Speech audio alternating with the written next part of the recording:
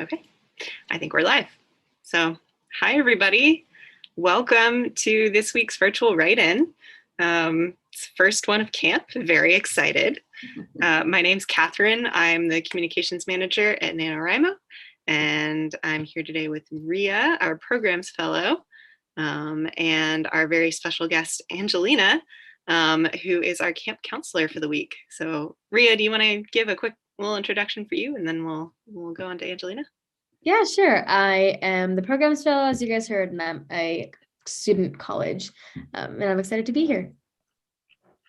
Yeah, this is my first time to be a camp counselor, either virtually or in real life. And so I'm taking my responsibilities very seriously and hoping I'm just like whipping everybody into their word count shape. Like I hope it's helpful this week, but yeah, it's really fun to be here. I write romance novels. I'm a contemporary romance novelist. My tagline is that I write sexy novels, sexy Latinx influenced novels about strong women and the worthy men who love them. I think men who acknowledge women's agency and autonomy right now is super important. So I'm pushing that tagline real hard. I have a book coming out in the end of this month, July 26th, after I was in Malaga Street. And yeah, I've been writing for a billion zillion years. The head of NaNoWriMo, Grant Faulkner, and I were in like just post-college together. We were both working at the newspaper together, of all things. And both of our careers have evolved, and it's been fun, like 20 years later, reconnecting. But yeah, writing a long time. I hope I have something of value to share with all of you today. I can't wait. And I just want to tell people who are watching in the chat, if you want to check out Angelina's new book, the link to her website is in the video description. So you should totally go check that out. Also, if people want to say where they're watching from today or where they're writing from today, feel free to put that in the chat.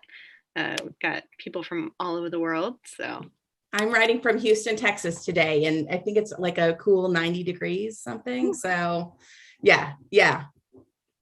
I'm also writing from Texas. It is a better day than usual. Usually it's burning, but I'm outnumbered by Texans today. I'm in Berkeley, California. I think it's like maybe 70 here. So let's see, we got some people from Washington, D.C., Halifax, Nova Scotia, some more Texans. Excellent. Germany, Missouri, bunch of places. Awesome. I always love seeing where everyone's writing from. It's always like, yeah, definitely. Yeah. So Ria, you put together our script for today. Mm-hmm. I'm excited about it. If y'all don't know, Angelina is a romance author, and so we were like, might as well do some romance today. And so today's theme is not just romance, but also romantic descriptions, for those of you who don't dabble in love stories. But so we're going to start with our first prompt, which we want to emphasize romance isn't just about love for people, but can be love about anything. So in honor of the world building track, this first prompt, you're going to write romantically about like the setting of your scene. So this could be like, are you at a festival? Describe it romantically with like immersive descriptions. Or are you on a plane? Look outside the window and describe the clouds. Wherever you are, even if you're like in a drab, boring town and like in a place that isn't very conventionally beautiful or romantic, like try finding beauty in the unexpected, because there is something beautiful and romantic in everything. So something that's really valued in the romance genre is this idea of making you feel that sense of that romance again. And so there are books that really focus on the sensory. And so this idea that it doesn't have to be romantic, a couple or, about love, people love, but this idea that it's the sensory thing that makes people have an emotional reaction, I think is a really fun, great exercise. I love that. All right. So how long is this first writing sprint going to be? This one is going to be 5 minutes. Okay. So getting warmed up, 5-minute writing sprint. And just remember, if the prompt doesn't work for you, that's fine. You don't have to use it, but we're going to take the next 5 minutes and just write as much as we can, and then we'll come back together afterwards. So Prompt number 1, write romantically about a setting of your scene. We'll go for 5 minutes, and I'm going to start the timer now.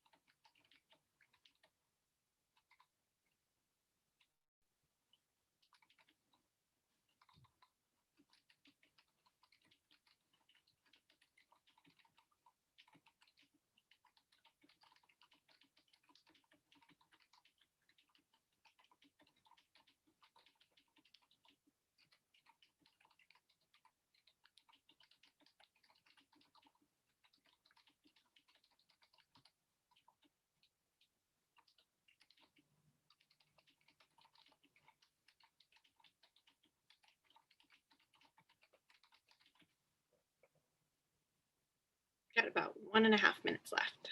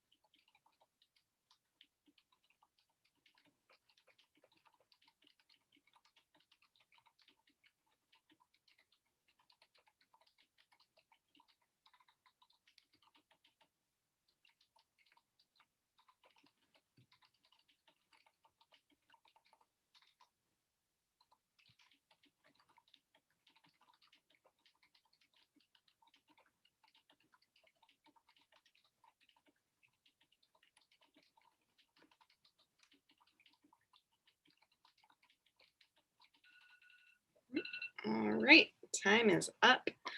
Go ahead and wrap up what you're writing for that prompt. If you want to share your word count or share a little about what you wrote about, feel free to put that in the chat.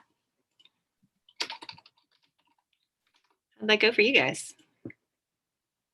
It went pretty well for me. I wrote about this festival that my city has that is conventionally considered beautiful. So I didn't really go that too challenging with it, but it was fun. I'm in a scene right now. Actually, my goal for July, my Camp NaNoWriMo goal is a revision of a book that's due in September. And so the scene I'm working on right now is a restored train depot in a small town that they're turning into a museum. And my heroine goes in and knowing that she's going to have to, the hero's there and the electricity is out. And he is a muralist, he's painting a mural. And the electricity is out and there's no AC and he's shirtless. And so she's like, it's going to be fine. I'm going to confront him. And then she walks in and it's all sweaty, but like the good sweaty. So it was this ideal scene that's like, you know, there's nothing that should be sexy about a old train depot with no air conditioning, but it super is. Yes, I love that. I was just, I grew up in the South too. I grew up in Alabama. And so I was writing a lot about, I don't know, you guys are mentioning how hot it was there. And I was like, oh yeah, when you're just like out in the middle of the woods and it's just like this kind of, you know, all the greenery and how it feels to be right in the middle of in the woods. So temperature is its own setting, you know, it creates all of this need and it becomes its own character all on its own. I love that you mentioned what your Camp NaNoWriMo goal was too. So if anybody else wants to share what their Camp NaNoWriMo goal is, feel free to put that in the chat as well.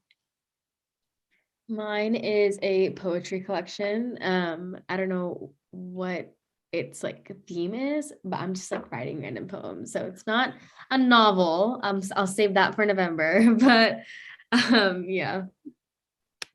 That's fantastic. Joe Catherine says they're writing a romantic thriller. So good. We need more of those. Those are awesome. Hannah Hicks described a dig site that their character is at. She's helping a friend unearth artifacts and her pets keep getting in the way trying to eat the dirt. Jennifer Todd said, I wrote the scene where my MC meets one of the villains in the story. So. Oh, cool. Oh, Lois is writing in the kitchen of the bishop's residence.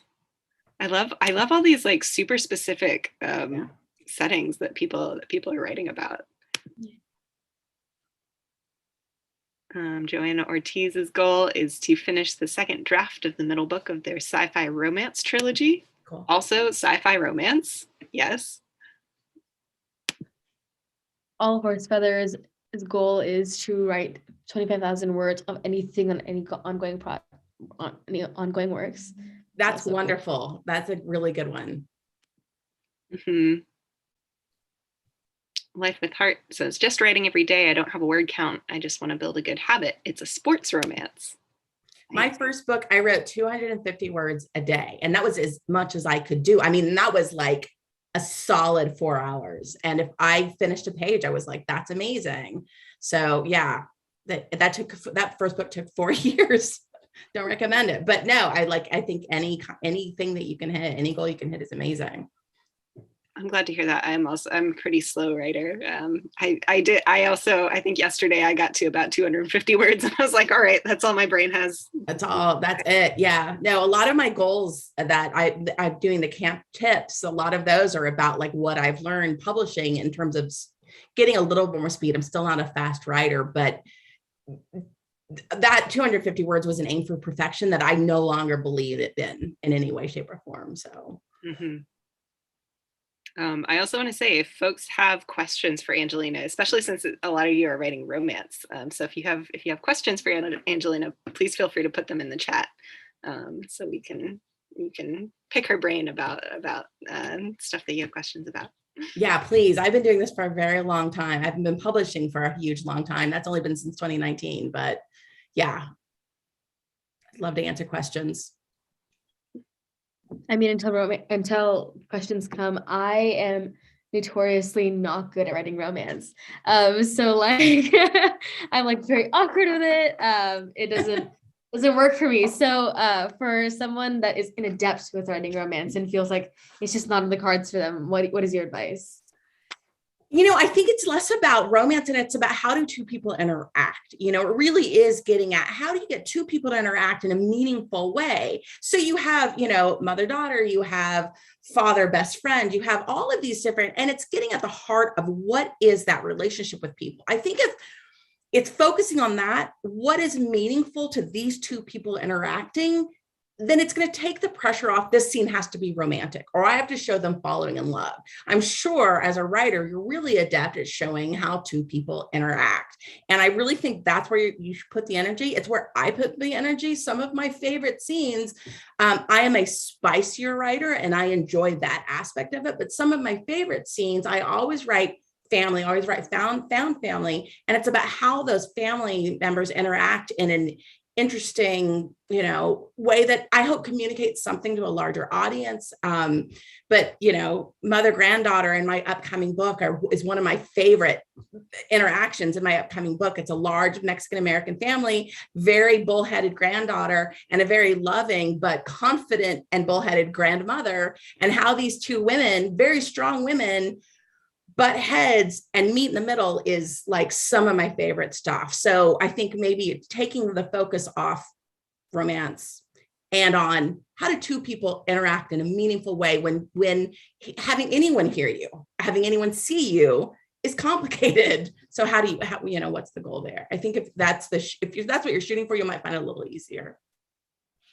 That is definitely really good advice. I didn't even think of it that way. Good. I can talk very like know-it-all, like not knowing your situation at all, but that's what I shoot for. And I hope outside of just my couplings, that the relationships between people in my books are compelling, because it's trying to get at the heart of why it's hard to love anybody, and to trust and to talk to and to be seen and feel seen and see people.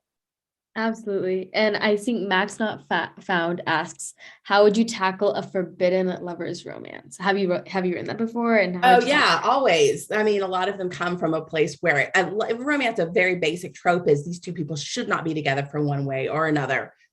Some people they know, sometimes they don't. I think that's it. You start, if you want to do forbidden romance, and what is the conflict? What is forbidden? You start with that nugget of what is forbidden, and you nail that conflict really good. You make it complicated, very difficult, very impossible for these two people to go together. Everything springs from that essential nugget. The nice thing about writing romance is that it's very trope oriented. So you can start with these seeds, the seed that you can grow all these very, very complicated, intricate roots and vines and leaves and all of this stuff. But you nail that nugget, and from that, everything can grow and become very compelling. And speaking of like tropes and cliches in romance, Avery asks, do you avoid cliches or do you lean into them?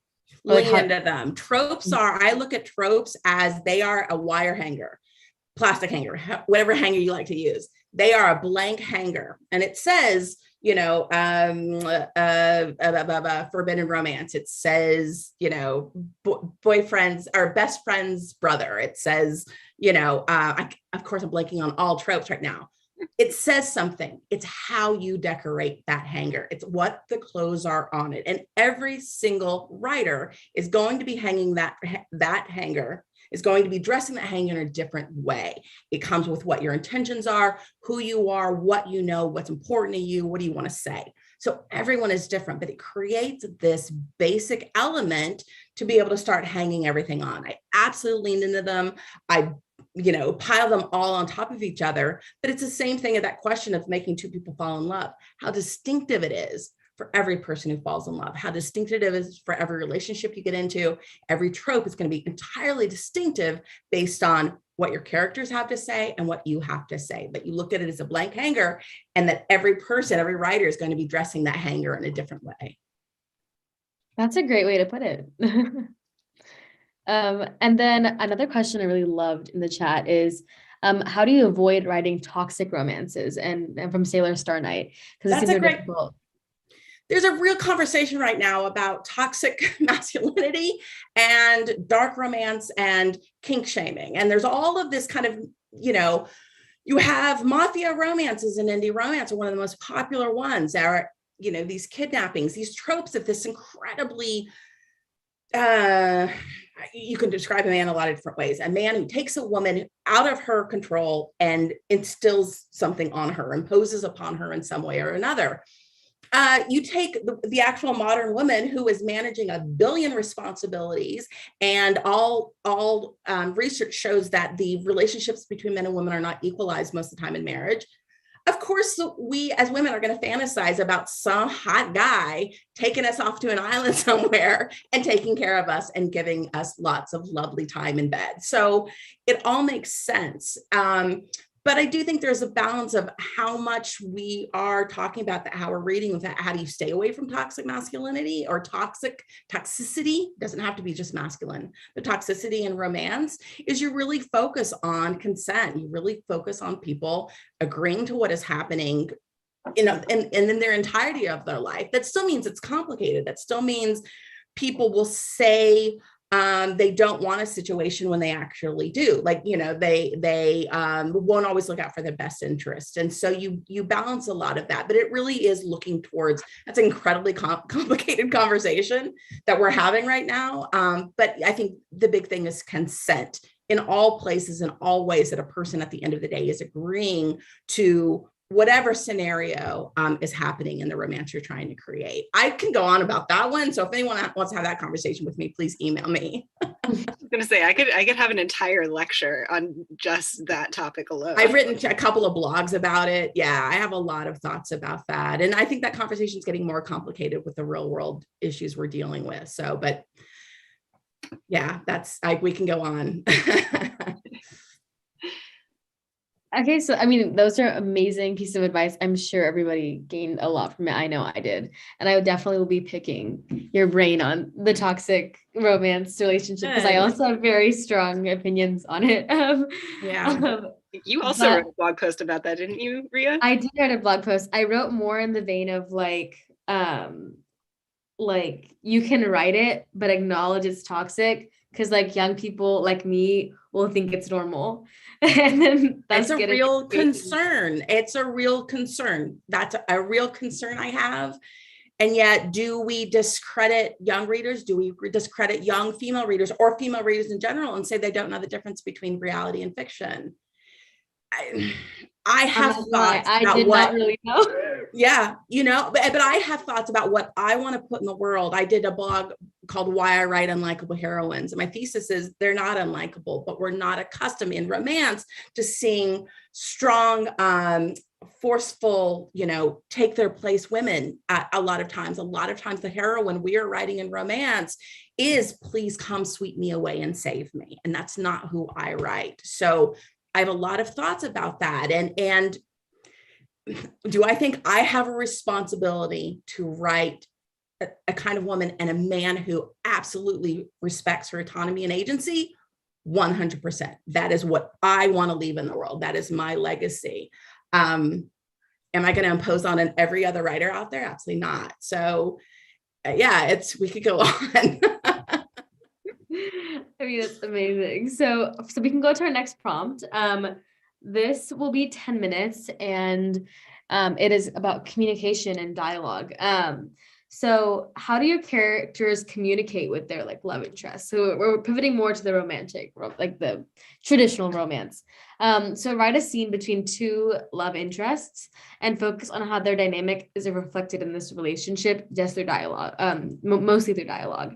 So like, are they sarcastic and witty? Are they sweet and like lovey-dovey? Or are they like coarse and distant? So kind of explore yourself, like what is this like dynamic between the dialogue of your two characters? How do they communicate? And so yeah. Awesome. Thank you for that prompt, Ria. Okay, so let me just get my timer up here. It's gonna be 10 minutes. I'll put this prompt in the chat as well so that people can reference it if they want to see it written down. And again, if it doesn't work for you, you don't have to use it, but it can be a good jumping off point if you're looking for inspiration for the next 10 minutes of writing. And again, I think if you're working on a project that doesn't have a romantic relationship, you can look at that same tone of writing with two characters there. I think inevitably there's going to be two characters in whatever piece. Look at what the tone is. What tone are they reflecting, and how do you really draw that out? That's a great point. All right, so prompt number 2. Again, this is going to be 10 minutes long, and let's get started writing now.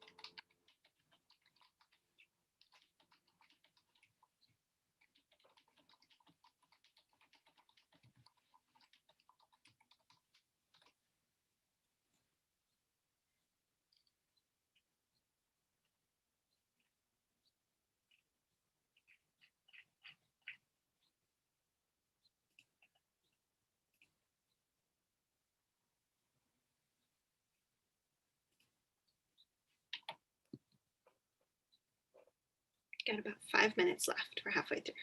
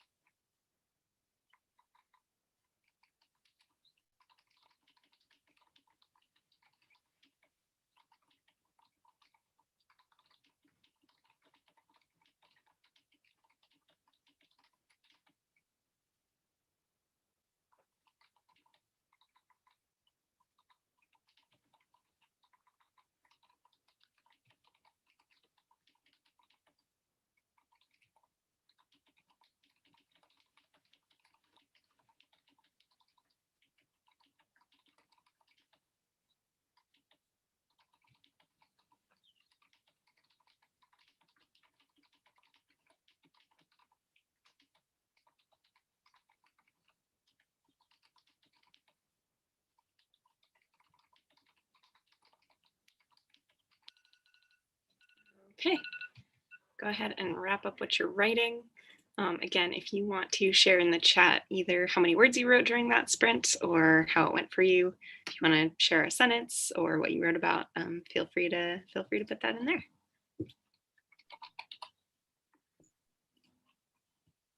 Yeah, how'd that go for you guys? It went well for me. I am working on the same scene, and it's a funny, this couple is trying to be they've known each other a very long time. They had this incident at the beginning of the summer that she's embarrassed about and is trying to overcome. And they're both trying to be very sincere in the words, you know, be very honest with each other. And yet both of them are hiding like 90% of what they actually think and feel from the other. And so it's this really bizarre, like, juxtaposition of their words are like, I'm like so honest and sincere, and they're just not at all saying what they're actually thinking and feeling. And so it's a funny, I think you get it with long-term friends that you care about. And then if you are, you know, if you're having heart feelings for them that you're not acknowledging, that you have such a good intention for them. And yet it's almost, you don't want to impose that on them. You know, you don't want to impose the way you feel about them. And so that is what they're here at the beginning. That's what they're balancing right now. So it's such a funny, like, oh no, I'm an adult and I'm being very sincere. Like, no, you're not. You're absolutely not. That's not what you're doing at all. So it's a fun place to play in. My characters have a very tense past, so they're very, very bitter. And so it's like it's not sarcasm, it's like pointed jabs, and then also part like wounded, you know, that kind of dialogue. So this is like still the introductory part where they're still quite bitter at each other. But like you can still see like an inkling of like the fact that, like, you know, there was once something there. Yeah, that's awesome. Nice. I love how you're talking about the characters not being honest with each other, because I feel like my characters are not being honest with themselves, and like they're friends and they're joking around, but there's this undercurrent of like, oh, like it wouldn't even be possible for us to date. Like, but even though they both want to, they're just like not admitting it to themselves. So it's like one of my favorite places is when I write third person POV, and when your narrator is totally unreliable, that the way they're perceiving everything is so wrong, you know, and is such a lie. I love dealing with your narrator being completely unreliable. Like they're absolutely not telling the truth about what the situation really is. Looks like people got some good progress during that writing sprint. I saw the question. Gearhead Metal Factory said, "Can Gothic horror become a romantic story?" Oh God, yes. Oh, in such a good way. There's a writer named Sierra Simone who writes a lot of different, very high heat romance, but she's really good at the Gothic romance. She's amazing at them, and and she's really going there right now with what she's doing, but very kind of, I think she started in like Jane Eyre fan fiction, but really, really good at kind of playing in that Gothic space, very intensely romantic.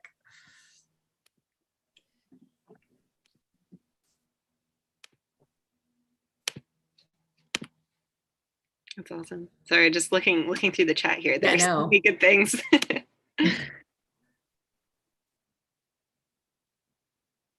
Oh yeah, I'm trying to kick a bot out of the chat as well. So I think I got rid of that. Worst. I also see that some people are writing ace stories here, which I also think is really, really cool. It might not relate to what we were writing about today in a write-in, but I definitely do agree that there needs to be more ace stories out in the world. Definitely. Yeah. I saw that we had a couple of questions earlier for you, Angelina, about your writing process.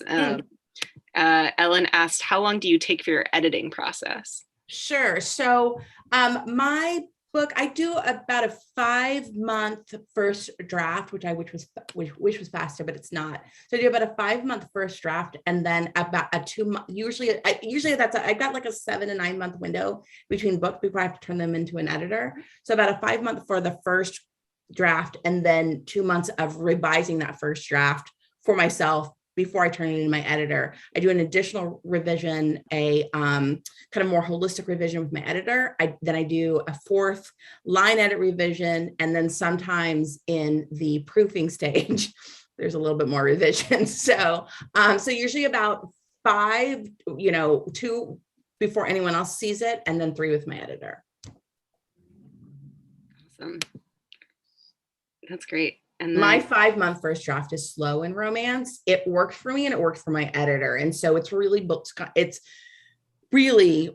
starting to understand your process and then leaning into it. And in that process, I have like once a month, I'm like, I don't know what I'm doing and my career is over. Like I'm working on my 5th book for publication now. And God only knows how many books that I probably could count, but there's a lot of books that aren't ever going to see the light of day.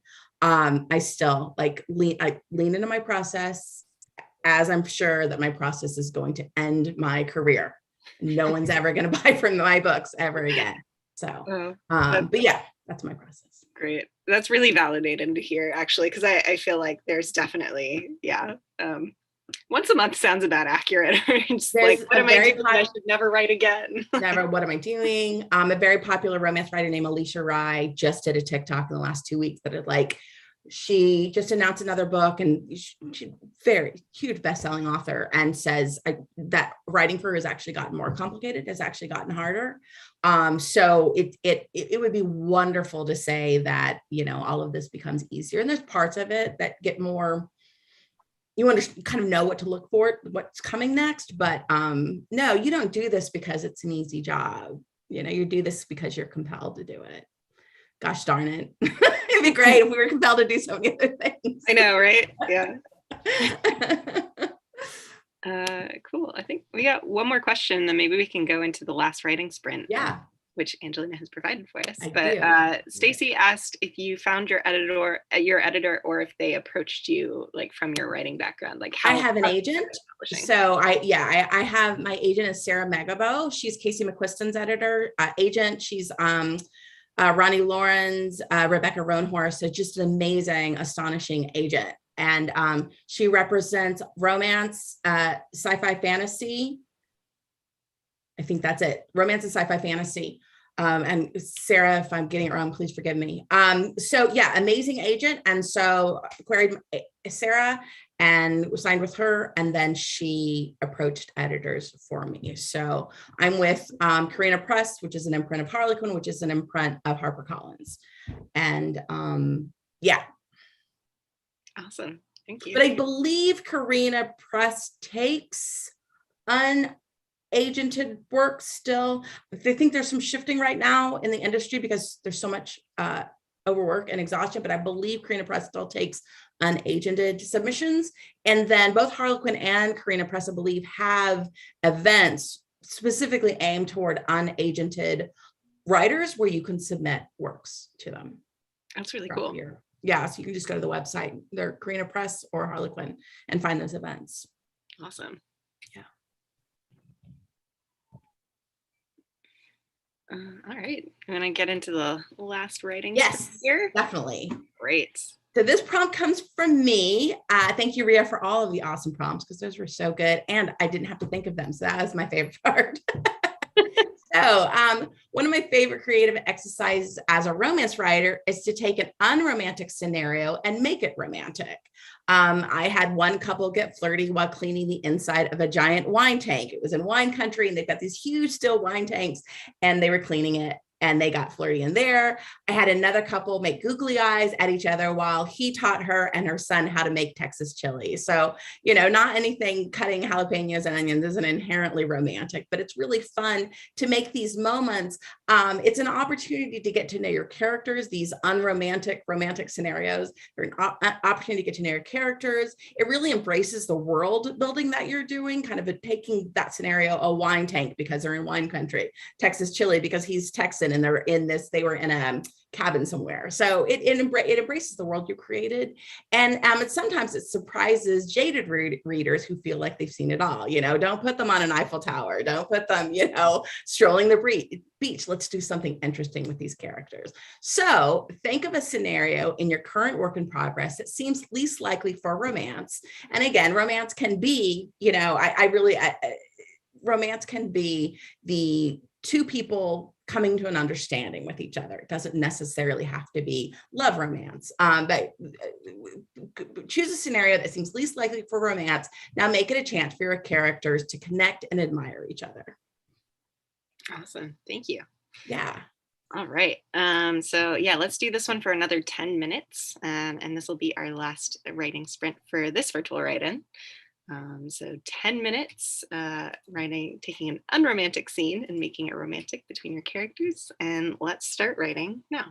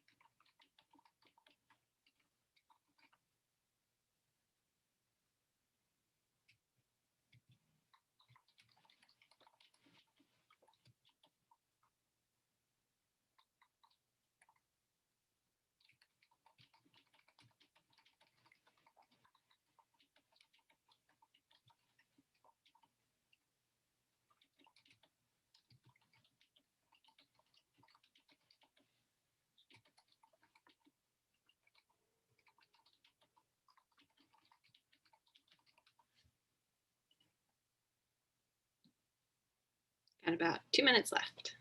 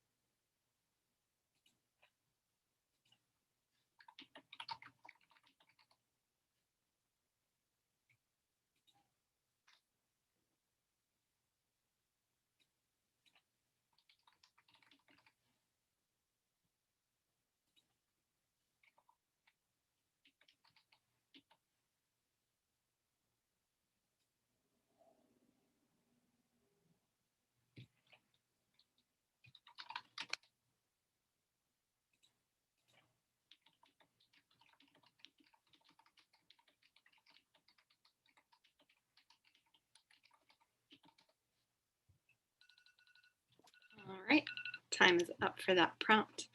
Again, if you want to share what you wrote, a little sentence of what you wrote, or how many words you got, either for that sprint or for the whole virtual write-in, feel free to put that in the chat. Yeah, how'd that go for you guys? The prompt went well for me since I was already working in a scene that did exactly that. Ah, good. But it was this, I mean, this idea that you're like, you walk into this space where you think like, okay, I want somebody else to perceive me this way. And there's no AC. And so you're just sweating. And so all of that pretension about like, okay, your outfit, your hair, and if for a woman, her makeup, like all of that gets like immediately melted away to like, oh my God, we're supposed to work in this. And so it's this love, it was this great way. And then being really attracted to each other and the other person looking really good, all shimmery, like it's a fun space to work in. Yeah, this is an exercise I have never done before. And it's, I mean, I've like, obviously as you write, like you write slight romance and unromantic situations, but like having a focus, like, okay, this is explicitly unromantic, yet I have to somehow make it romantic is definitely a really good way to test their chemistry and like, you know, the ways they communicate in awkward or unideal situations. So yeah. I love that word chemistry because I do think that's a way to look at this exercise in a way that doesn't have to be romantic love, you know, but this idea that two people who have chemistry should be able to have chemistry, like sitting in a cardboard box, you know, that's, it's just the way that's going to work.